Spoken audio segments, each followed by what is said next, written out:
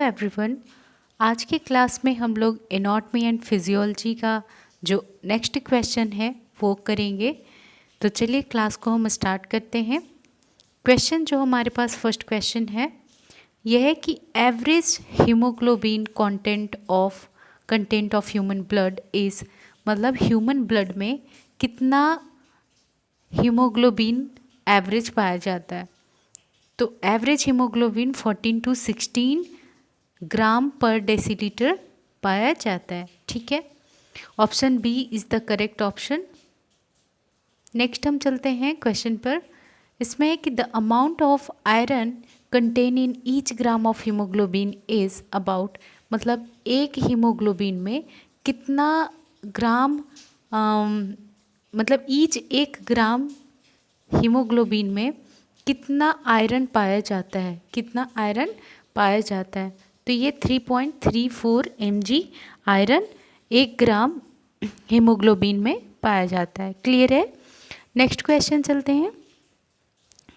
The normal diameter of RBCs is, RBC का normal diameter, यानी मान लीजिए ये है आरबीसी, इसका जो सेंटर से डायमीटर होगा गोल, ये सॉरी कितना होगा, वो होगा 7 to 8 माइक्रोमीटर। 7 to 8 माइक्रोमीटर इसका नॉर्मल डायमीटर होता है। ठीक है, नेक्स्ट चलते हैं हम क्वेश्चन पे।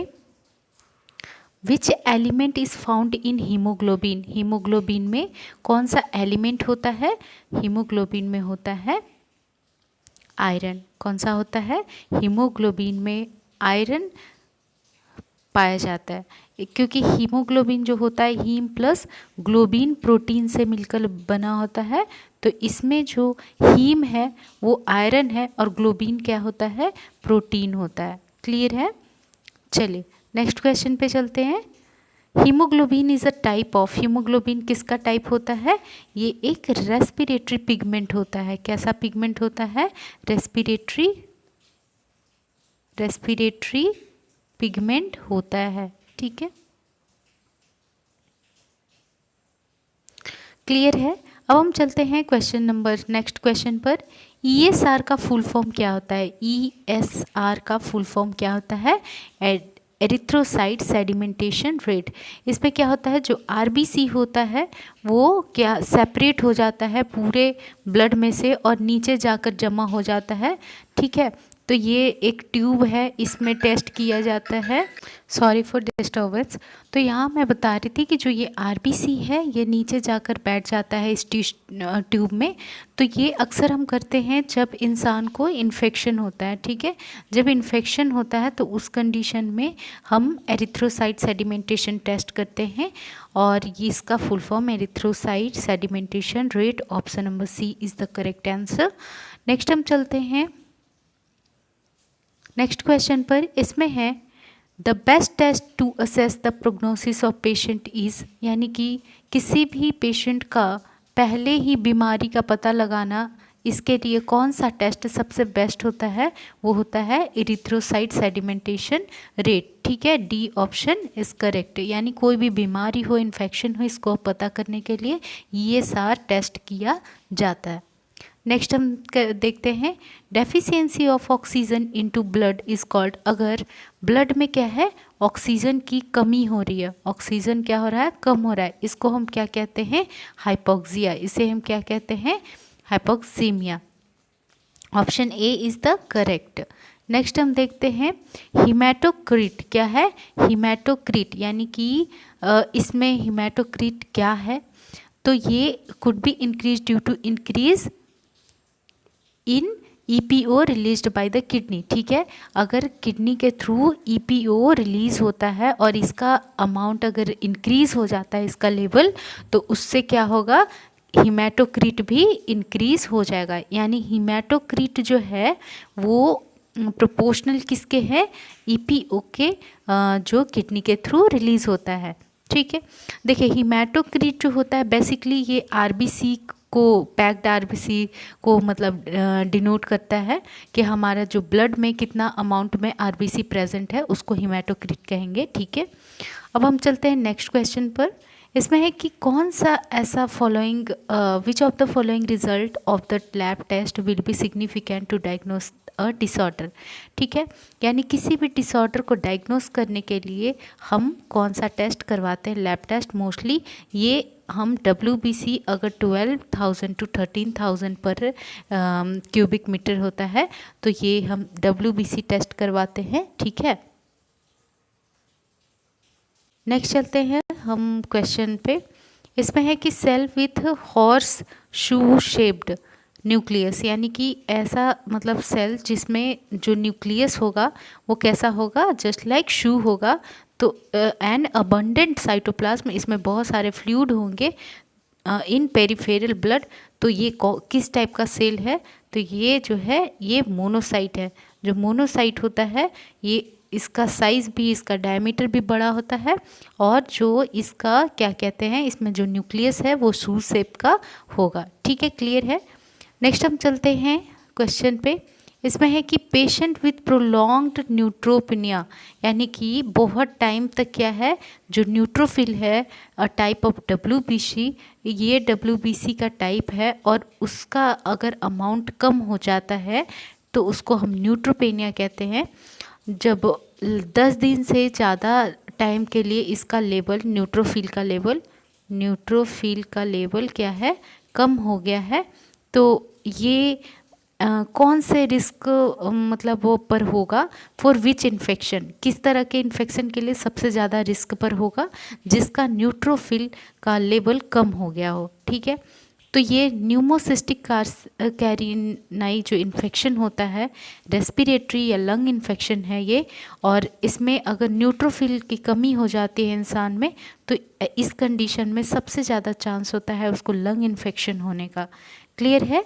इसके बाद हम देखते हैं क्वेश्चन पर, जो ल्यूकोपेनिया है इसका क्या मतलब है। देखिए ल्यूकोपेनिया, ल्यूको का मतलब क्या होता है, वाइट, और पेनिया का मतलब क्या होता है, डिक्रीज़, यानी कि जो WBC है, वाइट ब्लड सेल है, इसका अगर लेवल कम हो जाता है तो उसको हम क्या कहते हैं, ल्यूकोपेनिया। तो decrease in WBC count, option C is the correct answer. Next चलते हैं, white blood cells act, WBC का क्या काम होता है, तो WBC का काम होता है as a defence against infection.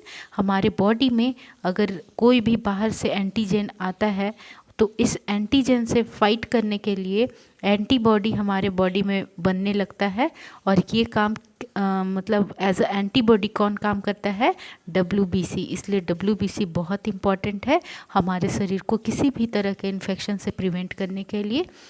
चलिए अब हम नेक्स्ट क्वेश्चन पे चलते हैं। इसमें है कि which of the following result of the lab test is indicative of the bacterial infection. ठीक है, कोई बैक्टीरियल इन्फेक्शन अगर होता है तो उसके लिए कौन सा हम लैब टेस्ट करवाएंगे तो पता चलेगा। तो उसके लिए हम जो WBC रहेगा उसका टेस्ट करवाएंगे, और ये 15,000 पर MMQ, 15,000 पर MMQ रहेगा। तो इससे क्या पता चलेगा कि इंसान को इन्फेक्शन है, क्योंकि नॉर्मल वैल्यू से ये क्या है, बढ़ा हुआ है, इंक्रीज़ है। और जब भी WBC इंक्रीज़ है यानी बाहर से कोई ना कोई एंटीजन आया है और इससे फाइट करने के लिए WBC अपना नंबर में इंक्रीज़ कर लिया।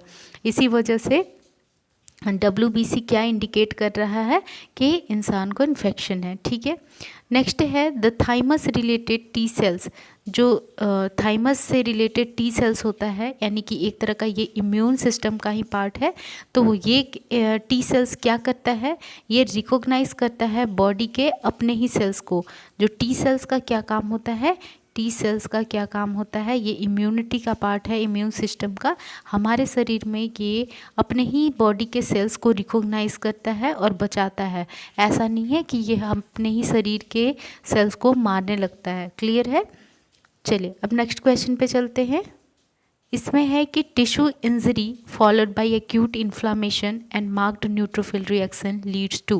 कहने का मतलब है एक पर्सन है, मान लीजिए उसका हाथ इस तरह से है और यहाँ पर कट लग गया। अभी ये जो इंजरी हुआ है यहाँ पर फिर बाद में क्या हो जाएगा, स्वेलिंग हो जाएगा, इन्फ्लामेशन हो जाएगा। उसके बाद यहाँ पर बहुत सारे न्यूट्रोफिल्स आकर रिएक्शन करेंगे, बहुत सारे छोटे छोटे न्यूट्रोफिल्स यहाँ पर आकर रिएक्शन करेंगे। उसके वजह से जो क्या बनेगा, उसके वजह से पस का का फॉर्मेशन हो जाएगा। स्पट्स के फॉर्मेशन को हम क्या कहते हैं? सुपरेशन। क्या कहते हैं? सुपरेशन। नेक्स्ट चलते हैं क्वेश्चन पे। ए ग्रैनुलोसाइटोसिस इज कैरेक्टराइज्ड बाय, यानी जो ए ग्रैनुलोसाइटोसिस है, इससे क्या पता चलता है कि शरीर में जो ल्यूकोपेनिया हुआ है, WBC का मात्रा क्या हुआ है? कम हो गया है, क्योंकि ग्रैनुलोसाइट और ए ग्रैनुलोसाइट 2 टाइप के क्या होते हैं? WBC के टाइप होते हैं। और अगर ए ग्रैनुलोसाइटोसिस हो जाता है तो इस कंडीशन में WBC का लेवल जो है वो डिक्रीज हो जाता है। क्लियर है? नेक्स्ट हम चलते हैं। विच of the following antibody occurs at pentameric structure? कौन सा है ऐसा जो 5 मतलब कोन वाला स्ट्रक्चर बनाता है, पेंटामेरिक स्ट्रक्चर होता है, वो IgM होता है। कौन सा होता है? IgM होता है, और ये सबसे बड़ा साइज वाला एंटीबॉडी होता है। क्लियर है? नेक्स्ट चलते हैं। इसके बाद है इम्यूनोग्लोबिन्स आर। इम्यूनोग्लोबिन्स क्या होते हैं? एक तरह के ग्लाइकोप्रोटीन होते हैं। क्या होते हैं? ग्लाइकोप्रोटीन होते हैं। ठीक है, क्लियर। नेक्स्ट चलते हैं। The maximum immunoglobulin present in the serum is, हमारे जो ब्लड है, ब्लड के सीरम में कौन सा सबसे ज़्यादा इम्यूनोग्लोबिन पाया जाता है? कौन सा? तो ये जो IgG है, IgG ये सबसे मोस्ट अबंडेंट पाया जाने वाला इम्यूनोग्लोबिन है हमारे ब्लड में। ठीक है। नेक्स्ट है कि T lymphocytes are involve in, जो टी लिम्फोसाइट होता है, इम्यून सिस्टम का पार्ट है, ये किस काम में इन्वॉल्व होता है? इसका क्या काम होता है? सेलुलर और सेल मेडिएटेड इम्यूनिटी देने के लिए। हमारे शरीर को सेल मेडिएटेड इम्यूनिटी कौन प्रोवाइड करता है? T lymphocytes. ठीक है। अब इतना हमने आज इस लेक्चर में क्वेश्चन किया है, और आप लोग इसको अच्छे से रिवीजन कीजिए। ठीक है, बेसिक कॉन्सेप्ट्स को क्लियर कीजिए, ये बहुत ही इम्पॉर्टेंट है एग्ज़ाम के व्यू से। आज के क्लास के लिए थैंक यू।